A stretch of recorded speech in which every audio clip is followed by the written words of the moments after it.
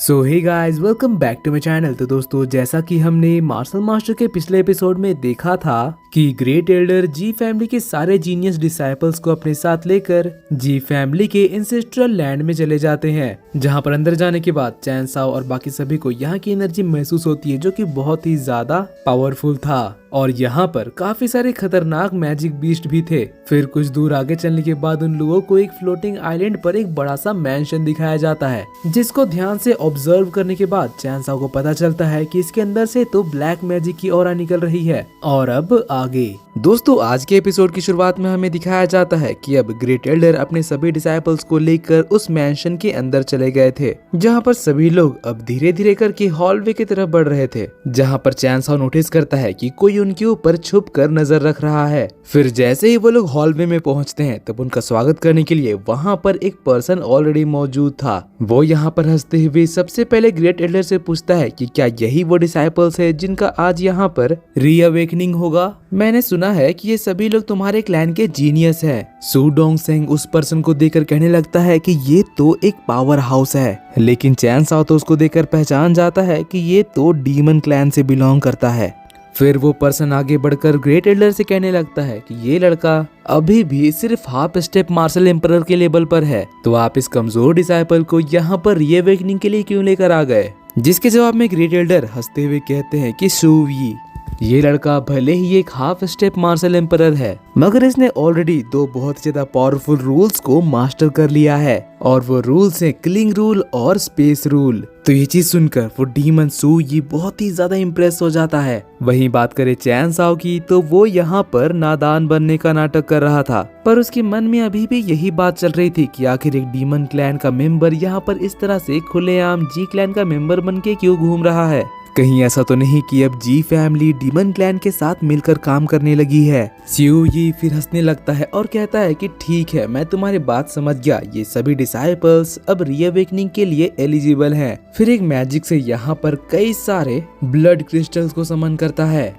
बाकी सारे डिसाइपल्स तो इन क्रिस्टल्स को देखकर बहुत ज्यादा एक्साइटेड हो रहे थे, मगर चैन साओ को सब कुछ पता था। स्यू ये उन सभी से कहता है कि ये ब्लड क्रिस्टल हमारे एंशिएंट यू रेल्म का है। तुम सभी डिसाइपल्स यहाँ पर इस ब्लड क्रिस्टल को एब्जॉर्ब करके अपने कल्टीवेशन को इनहेंस करो और अपने आप को रीअवेकनिंग के लिए तैयार करो। लेकिन अब चैन साओ सब कुछ समझ चुका था। वो कहता है कि जी क्लैन अपने प्रोडिजीज यानी कि पावरफुल डिसाइपल्स को यहाँ पर भेजते हैं, ताकि वो डीमन क्लैन को बॉडी पोजीशन में मदद कर सके। सू डोंगसिंग और वो बोखा डिसाइपल तो खुशी खुशी आगे बढ़ रहे थे, मगर तभी ग्रेट एल्डर उन दोनों को रोक देते हैं और कहते हैं कि तुम दोनों ने तो ऑलरेडी जी फैमिली का सीक्रेट टेक्निक मास्टर कर लिया है, इसलिए तुम्हें इस ब्लड क्रिस्टल के पावर को एब्जॉर्ब करने की जरूरत नहीं है। तुम दोनों ऑलरेडी तैयार हो। अगर इसके बाद भी तुम इसे एब्जॉर्ब करते हो तो इससे तुम्हारे बॉडी में डैमेज पहुंचेगा। इसलिए वो दोनों घबरा कर पीछे हट जाते हैं, मगर चैन साओ यहाँ पर ग्रेट एल्डर के इरादे समझ चुका था कि वो इन दोनों को पोजेस होने से बचाना चाहते थे।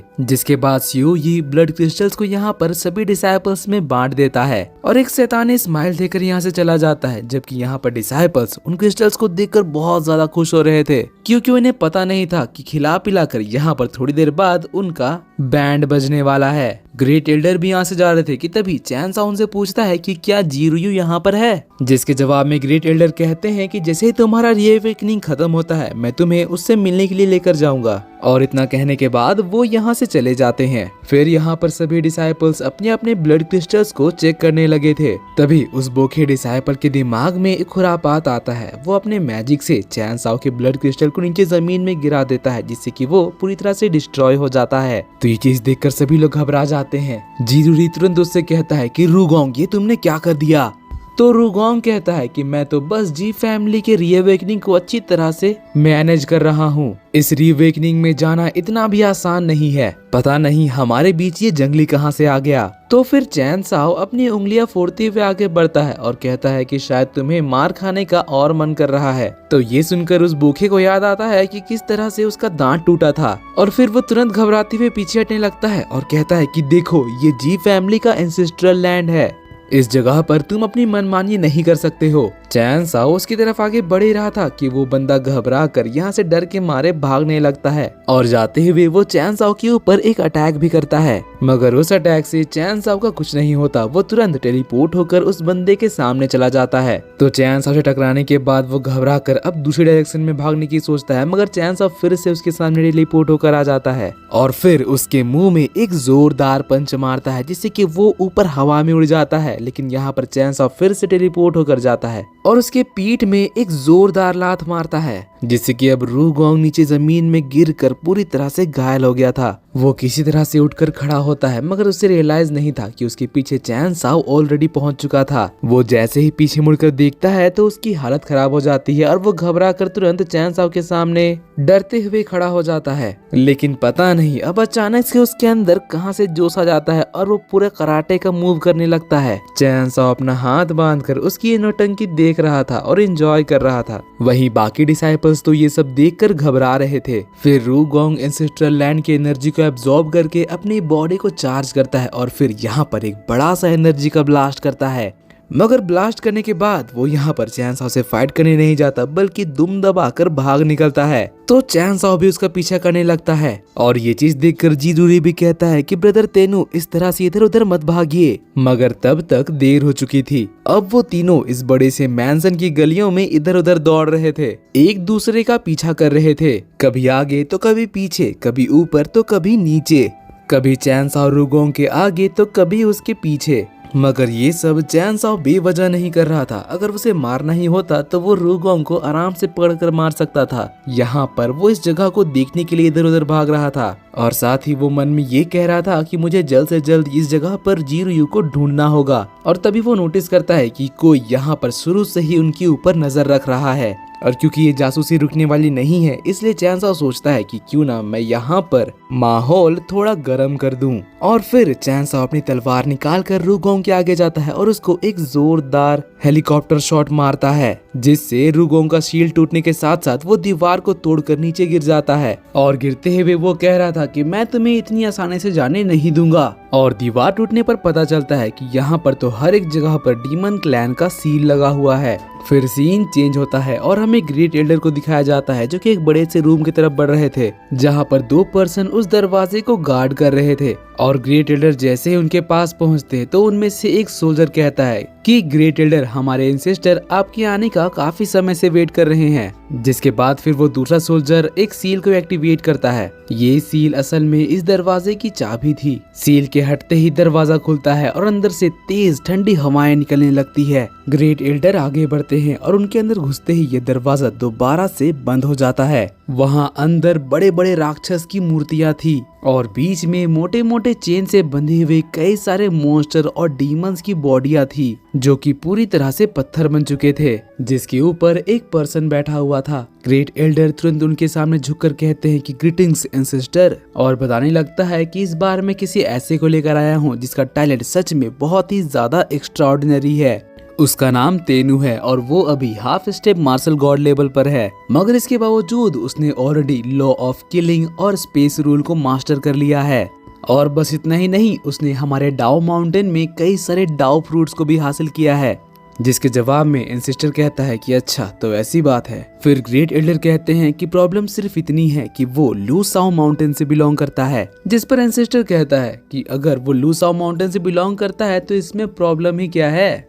और ये कहते हुए एक पावरफुल एनर्जी का ब्लास्ट करता है। ग्रेट एल्डर उसकी पावर देखकर घबरा जाता है। फिर उनके सामने झुककर पूछने लगता है कि रुयू का क्या हुआ। तो एंसेस्टर उसको बताता है कि वो लड़की अभी भी जिद कर रही है। तो ग्रेट एल्डर कहते हैं कि जैसे ही जीरुयू 9 हेवेंस मार्शल गॉड रेल्म से ब्रेक थ्रू करेगी, वो यहाँ पर लगे हुए सील को भी अनलॉक कर देगी। और कहता है कि मैं उम्मीद करता हूँ कि जल्द ही जीरुयू आपकी अच्छी इंटेंशन को समझ जाए। तो ये सुनकर एंसेस्टर अपनी नजरें उठाकर देखता है और बस इतने से ही ग्रेट एल्डर के दिल में दर्द होने लगता है। ऐसा लग रहा था कि उसको हार्ट अटैक आ रहा है।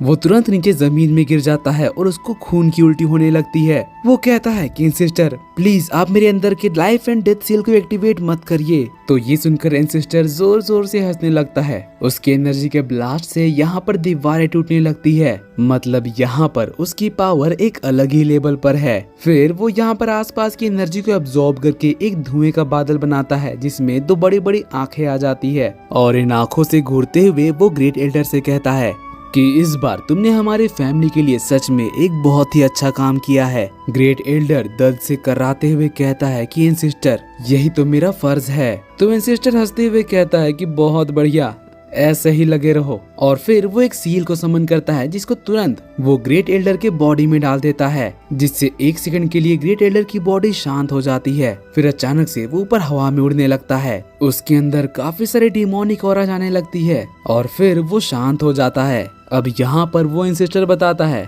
कि अब से 3 सालों तक तुम्हारा लाइफ डेथ सोल मार्क दोबारा से नहीं जागेगा। ये तुम्हारा रिवॉर्ड है, पर ये मत भूलना कि हमारे लिए तुम्हें ऐसे ही अच्छे अच्छे वेसल ढूंढ कर लाने हैं ताकि मेरे डीमन क्लैन के लोग यहाँ पर आसानी से आ सकें। तो ग्रेट एल्डर कहता है कि जी मास्टर, मैं समझ गया। फिर एंसेस्टर यहाँ पर एक इशारे से स्पेस क्रैक कर देता है और उसको टेलीपोर्ट करके यहाँ से भेज देता है और तभी अचानक से उसको खांसी आने लगती है। फिर हमें वो एंसेस्टर हांफते हुए नजर आता है। उसके अंदर से एक आवाज आ रही थी जो कि कह रहा था, मास्टर आप मेरी बॉडी के अंदर कई 100 सालों से रह रहे हैं, तो आखिर आप कब जाएंगे। तभी अचानक से उसकी बॉडी अकड़ती है और दोबारा से वो कॉन्फिडेंट हो जाता है और जोर जोर से हंसने लगता है। हमें पता चलता है कि ये अब कोई और था जो कि कह रहा था, बहुत जल्द, चिंता मत करो, उस तेनू नाम के लड़के पर मुझे इंटरेस्ट आ गया है। उसकी मैंने काफी तारीफें सुन ली। इन 2 दिनों में मैं खुद उसे टेस्ट करूंगा और फिर उसके बाद तुम आराम कर सकते हो। जिसके बाद वो दोबारा से हाँफने लगता है, मतलब अब उस बॉडी का रियल ओनर कंट्रोल में आ चुका था।